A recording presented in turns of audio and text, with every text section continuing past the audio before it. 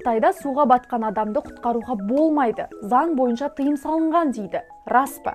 Қытайдың конституциясында да, қылмыстық кодексінде де мұндай заң жоқ. Оған қоса Қытай жаңалықтарында суға батқан адамдарды құтқарғандар жөнінде айтылып жатады. Ешкімді ол үшін түрмеге қамап жатқан жоқ. Мысалы, 2023 жылы Бейжіңде тұратын Пен Цинлин деген курьер суға батып бара жатқан әйелді құтқару үшін көпірден секірген. Кейін оны ерлігі үшін марапаттаған. Дегенмен Қытай тұрғындарының зардап шеккен адамға көмектесуге асықпайтыны да бар. Өйткені ол елде алаяқтар зардап шеккен кейіп танытып, кейін өзіне көмек берген адамның үстінен арыз жазып өтемақы талап етіп алады екен. Осыдан кейін адамдар қорқып қалған. 2017 жылы Қытай билігі бұл жағдайды реттеу үшін заң енгізді.